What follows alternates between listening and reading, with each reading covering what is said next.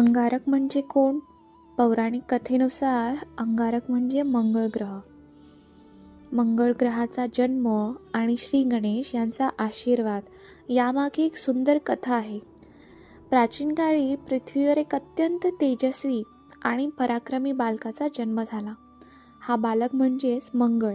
त्याचा स्वभाव उग्र, क्रोधी आणि युद्धप्रिय होता. त्याच्या स्वभावामुळे देव, ऋषी आणि मानव त्रस्त झाले. आपल्या स्वभावामुळे लोक दुःखी होत आहेत हे लक्षात येताच मंगळाला पश्चाताप झाला. त्याने आपल्या दोषांपासून मुक्त होण्यासाठी कठोर तपश्चर्या करण्याचा निर्णय केला. मंगळाने भगवान श्री गणेशांची मनोभावे उपासना सुरू केली.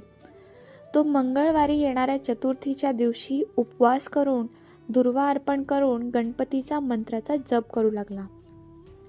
अनेक वर्षांच्या कठोर तपश्चर्येनंतर श्री गणेश मंगळावर प्रसन्न झाले. भगवान श्री गणेशांनी मंगळाला दर्शन देऊन म्हटले, हे मंगळा, तुझ्या भक्तीने मी अत्यंत प्रसन्न आहे.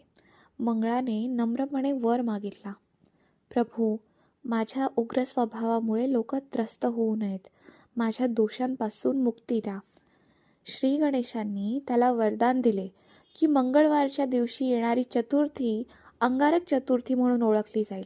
या दिवशी गणेश व्रत करणाऱ्या भक्तांचे मंगळ दोष, विवाह अडथळे, कर्जे, संकटे, मानसिक तणाव दूर होतील. तसेच मंगळ ग्रह शुभ फल देऊ लागेल. अंगारक चतुर्थीचे महत्त्व अशा प्रकारेही सांगता येते.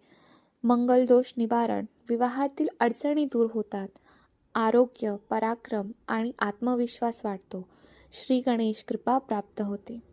या दिवशी सकाळी लवकर उठून उपवास करून श्री गणेशाचे नामस्मरण करून श्री गणेशाला दुर्वा, लाल फुले, मोदक अर्पण केल्यास विशेष पुण्य मिळते आणि मनोकामना पूर्ण होते. या कथेचा निष्कर्ष असा आहे की अंगारक चतुर्थी ही केवळ व्रत नसून श्री गणेश भक्तीची शक्ती दर्शवणारी तिथी आहे. श्रद्धा, संयम आणि भक्तीने केलेली उपासना जीवनातील मोठी संकटे दूर करते.